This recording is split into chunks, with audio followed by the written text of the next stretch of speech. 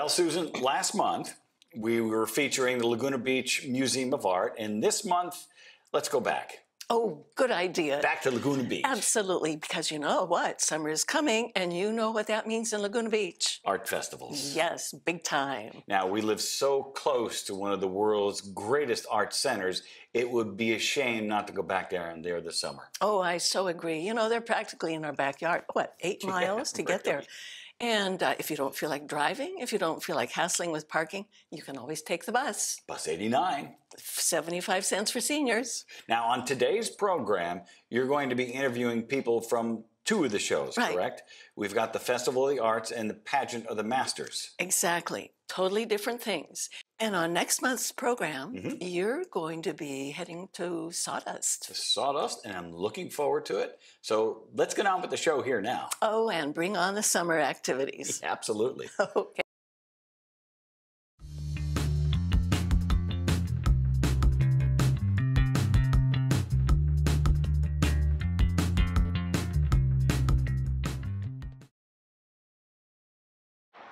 Welcome to Festival of Arts of Laguna Beach.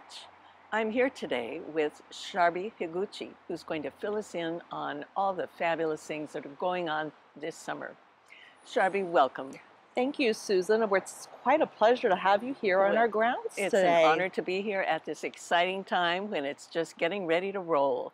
So, Sharbi, maybe you can tell us a little bit about what the festival actually is. You know, we have a lot of people moving to Laguna Woods who are new to this area. They don't know much of anything about Laguna Beach, but could you fill us in on what this festival really is all about? We've done a little preview of the history of Art Colony in Laguna Beach, but the festival itself, what is it all about? So the festival every summer is an annual art show, and it started back in 1932, actually during the Great Depression. And the artists and the townfolk of Laguna got together, and they were trying to figure out a way to bring the tourists who were up in LA down to the from the Olympics. Oh. And yeah, so the Olympics were going up in Los Angeles in 1932. Okay. So they said, hey, John Hinchman had a wonderful idea. He came with this idea, let's have a fiesta of the arts in Laguna Beach and try to get people down here to buy our artwork and to really experience Laguna as an art colony. And they did just that. And at that time, back in 1932, the celebration was held throughout the whole city of Laguna Beach. And where the art show was located at that time was near where the Laguna Art Museum is today. And they had a very small area in which they hung their artwork on the trees and on the fences. And it was just really a very humble beginning. And that's how it all started back in 1932. And then fast forward now, 90 years later, here we are sitting in this beautiful grounds.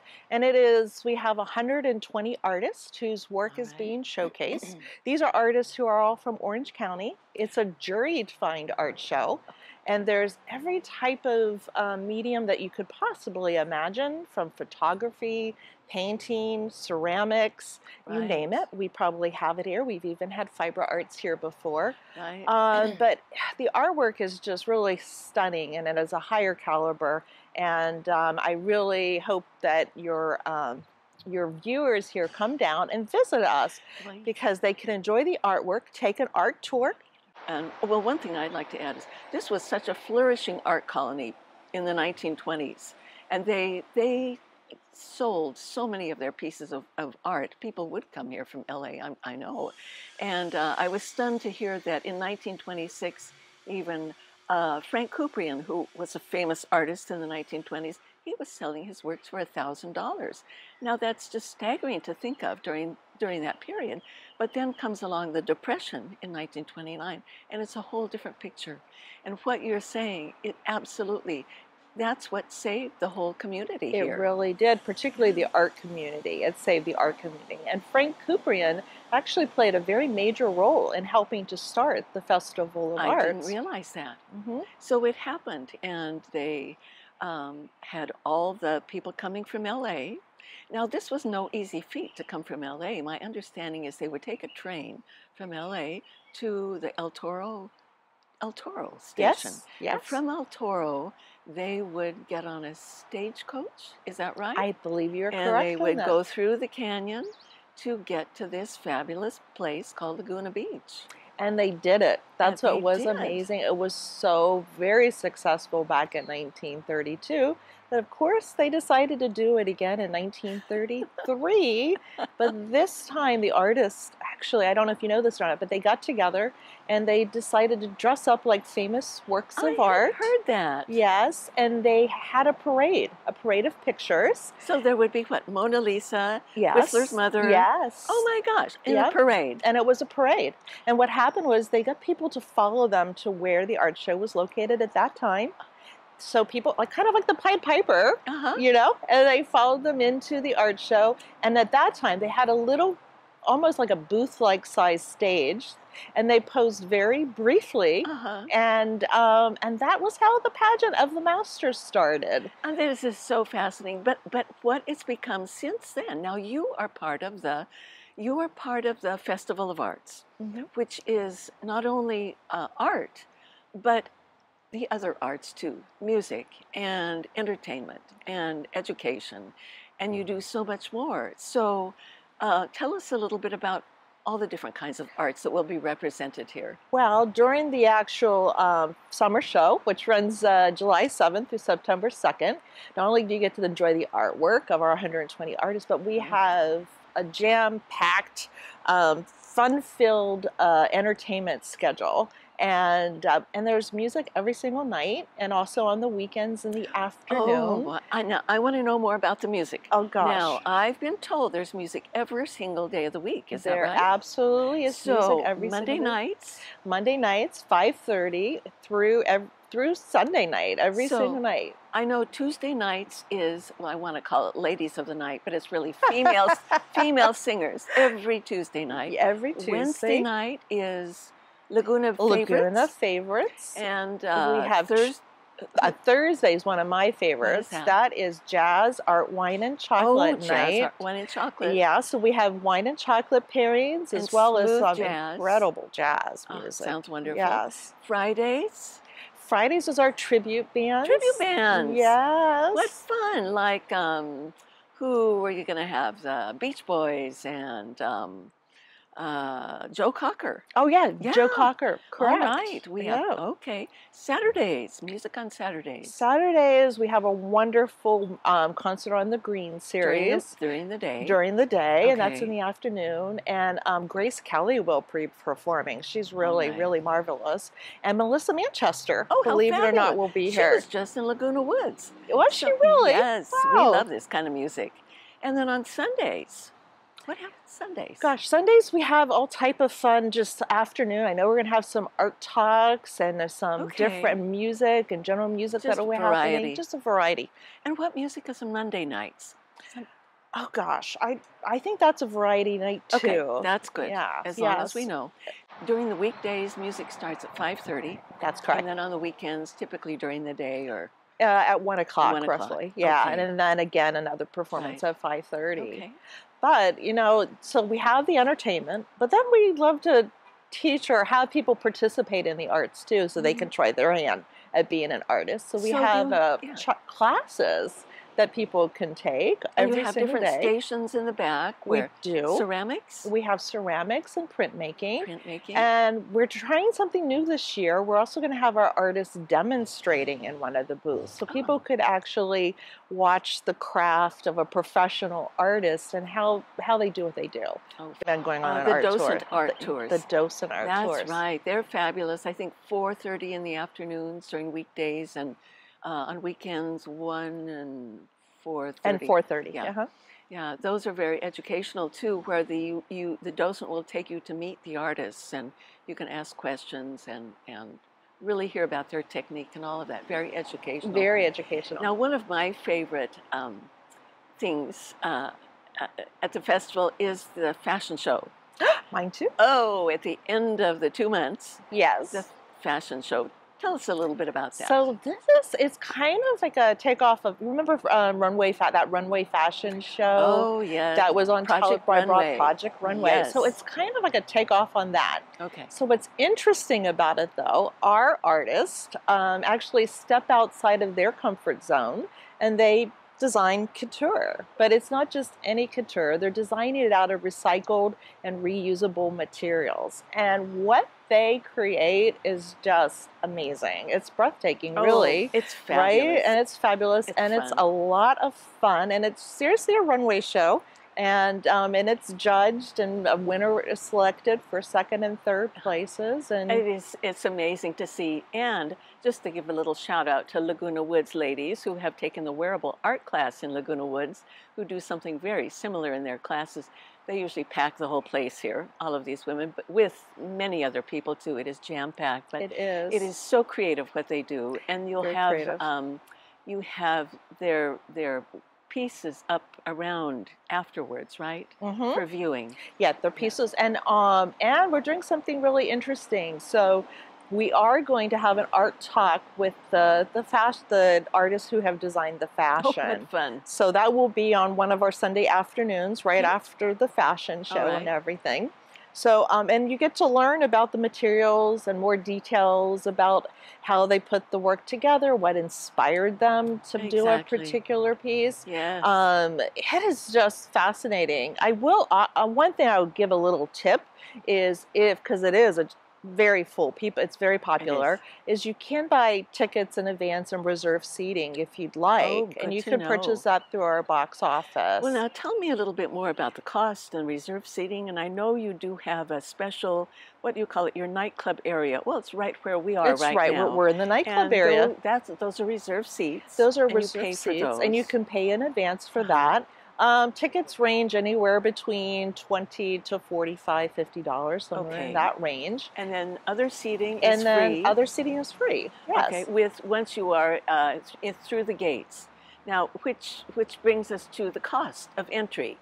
Now, many people, you describe all the different varieties of how to get in the gates. You can get in through your Pageant of the Master's ticket? Yeah, so if you purchase a Pageant of the Master ticket, that's also a season pass to the Fine Art Show. Okay. So you can just show it at the gate entrance all summer long, and you get to come in and really make the festival your summer destination and come and listen to all the wonderful and many people music. Do that. And honestly, here's another thing: you can bring a picnic onto the festival grounds. Bring a picnic. Bring a picnic. Yes. You can even bring your own wine in if you like. Yes. But if you feel like I don't feel like packing my picnics, we also have two food venues here on our grounds. We have Terra Restaurant, which is a sit-down type of restaurant, and we also have, it's called Intermission, and it's more like a grab type of go. So you can grab your food, sit here on this beautiful green, enjoy the music. So what is not to like? Yes. Yeah. And then if you maybe for some reason you just don't feel like going to the pageant this year and you just want to come to the art show, you can buy a separate ticket to the Festival of Arts. Just a one-time kind of thing. Just one-time type of thing. One-time ticket during the week, Monday through Friday, is $10. And then on Saturdays and Sundays, that's $15. Okay, good to know. Well, Charby, any other thing? You know what? One thing I want to bring up is a lot of people don't realize all the good that the organization does for the community here. So over our 90-year history, the nonprofit art organization, which is Festival of Arts of Laguna Beach, which produces the two shows, the Fine Art Show as well as the pageant, we also have given over $3.5 million in art scholarships to local students. Oh my gosh. I know. And we created an endowment to create a foundation, and that foundation has probably given another $3.5 million over the years to local art organizations. How wonderful. Yeah, and we helped start the Laguna College of Art Design. On top of everything else you do. On top of everything else. It started, the very first school or classes happened here on these grounds many, many years ago. And we actually gave a $5,000 grant at that time to start the school. That's amazing. Now, if only those people in 1932 could see what it has evolved into today. Wouldn't they be so proud? Absolutely amazing. Charby, thank you so much for taking time to fill us in. Thanks for stopping by and visiting us. And we will see you this summer. I hope so. Okay.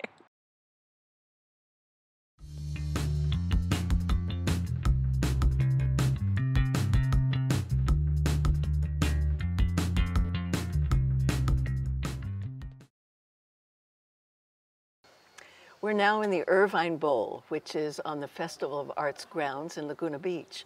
And with me today is Dan Dooling, who is a scriptwriter, longtime scriptwriter for the Pageant of the Masters. So Dan, welcome. We're so happy to have you with us today. Thank you so much. It's a pleasure to be here. Okay, well maybe you can fill us in to begin with a little bit about the history of the pageant. It's rich and colorful history. It is indeed, and this would be our 89th year since the first living pictures were presented here in Laguna Beach under very, very, let's say, amateurish situations in 1933.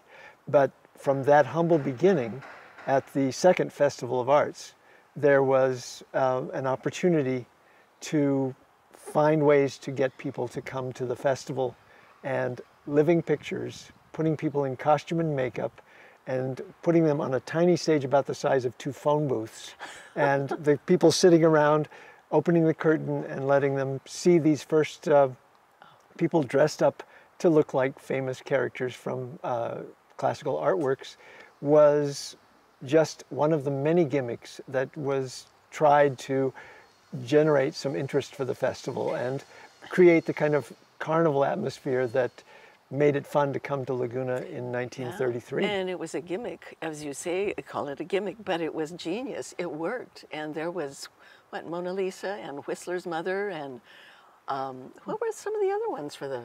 In the Laughing Cavalier, and of course. There were people made up. One was painted silver and carrying a world on his back as Atlas. Of course. And they actually traipsed down the hill from where the museum is now to sort of lead people like the Pied Piper to the second festival. And it was sort of another way of saying, you're going to have to pay 10 cents to get in this year.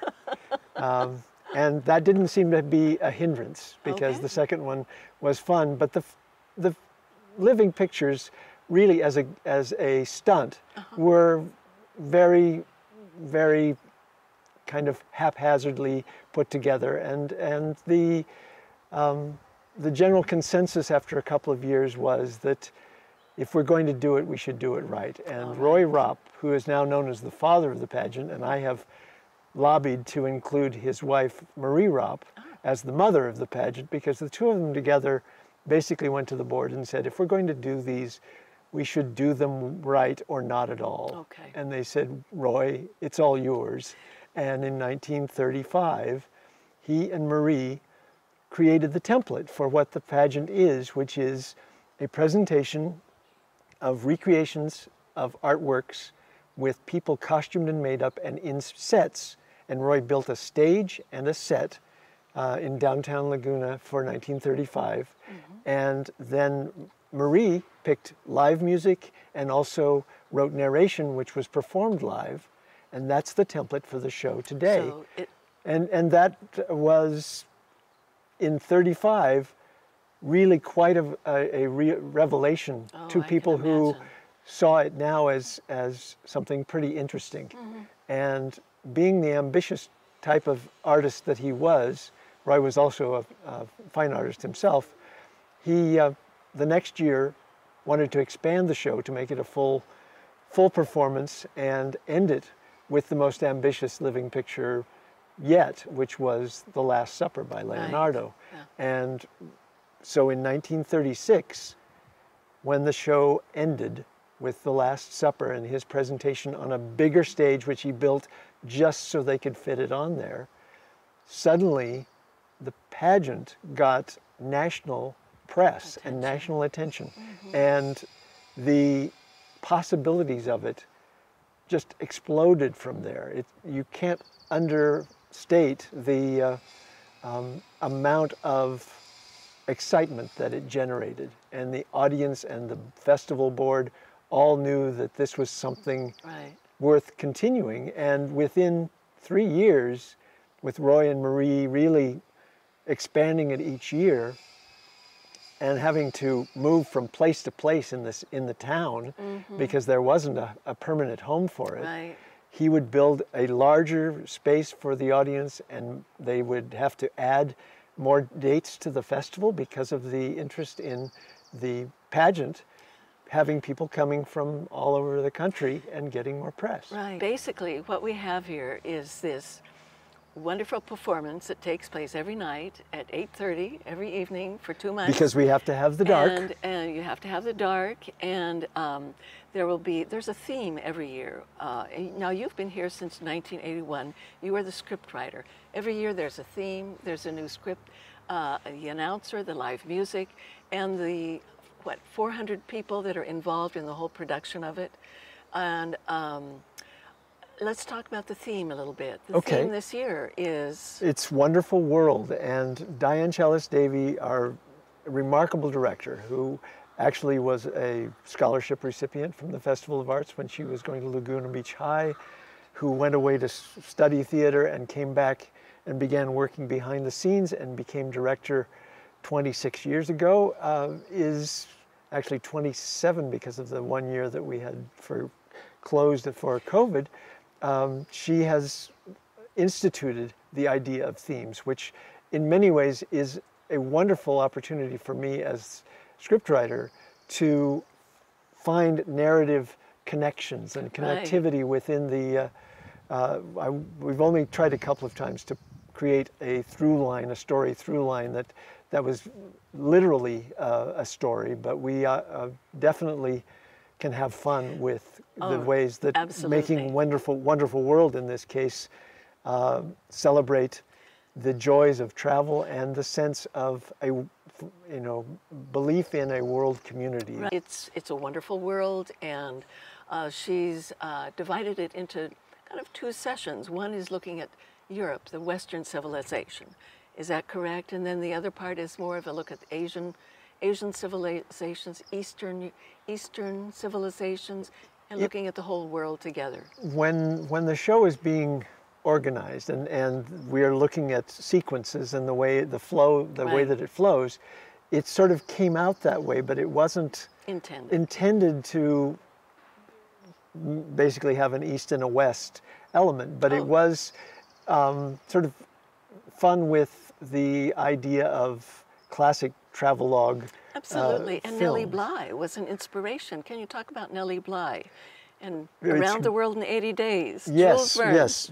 She was inspired by Jules Verne to tell her editor in New York in the 1880s that she wanted to try to beat the imagined 80-day round Phineas trip. Fogg.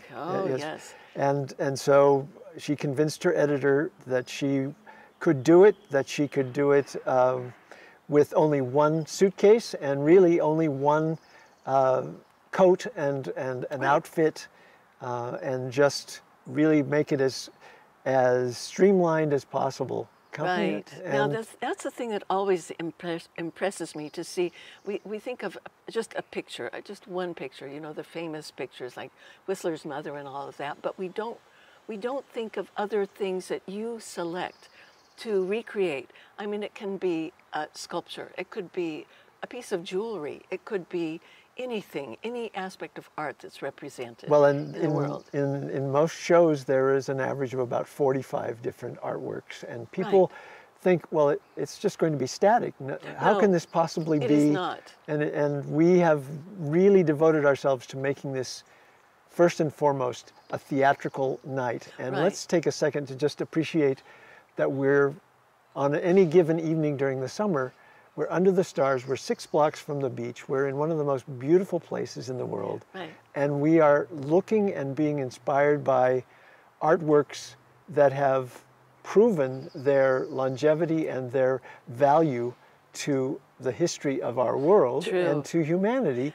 And we are having a wonderful time that is, and this is again part of the unprecedented aspect of the pageant, it's for the whole family, it's a great date night, it's something you could bring any member of your family to, at least over the age of 4, and they would have a wonderful night. Right. What I love about it, what I love about it is just sitting here, as you say, and it's dark and it's beautiful, the weather is fabulous, and little surprises keep popping up, which you all have very cleverly figured out. Tell me a little bit then about the actual presenting it, the volunteers that are selected. Well, first the script is written, you know what you need to do, you have the the pieces of art that need to be reproduced.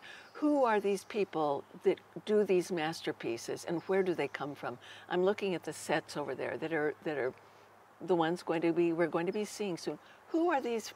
Well, how many volunteers do you have that do the sets, that do the costuming? Well, there is a key staff who are as good as any professionals working in any theater in this country. They are a joy to work with, and they are just total pros, and they are having to take, with makeup or costume, a completely different approach to everything that we do, because everything is handmade, everything is hand painted, every set is built here in our shop. And then the key to, and the real secret weapon of the pageant, is that we have, from the beginning, when it was a community activity, is a sense of volunteerism carried over and has continued to be just an engine for this. Right. We'll have about 400 to 500 volunteers working behind the scenes and in 2 complete casts who alternate 7 days on, 7 days off. That's what I was wondering. So when they volunteer to be in the cast and are cast purely on body size to fit into the set and be in the right proportion. With this huge cast of characters that you have, how do you find these people? Do you have a call for people that are someone to play the Little Mermaid? You know, we're looking for this size. And we need 2 of them because 2 Little Mermaids. How do you do that? Well, our casting director will have a casting call in January every year, and that goes out. It goes out to our list of volunteers who've been here before, and it also goes out to the general public. In what form, the general public? Through press, that sort of thing. Okay, because I've never seen an advertisement for that. Oh, well, then... You have to be in Laguna Beach? No. In fact, when it began, it was all neighbors here in Laguna Beach, but now less than 15% of our volunteers come from Laguna. And prior to everything that's going on with the price of gas and with the pandemic, the volunteers were coming from as far away as San Diego, as Woodland Hills, as Riverside, because there is a camaraderie and a sense of community behind the scenes that is what makes us all believe in fairies. So I have no more questions, and oh my gosh, Dan Dooling, this has been quite an honor to speak with you, to hear about this wonderful pageant that goes on every year, the commitment and all of that. So it's a pleasure and a privilege, and the fun is all mine. I have to say. Well, it is ours as well, and we all look forward to it. Thank you again. Thank you. Okay. Bye.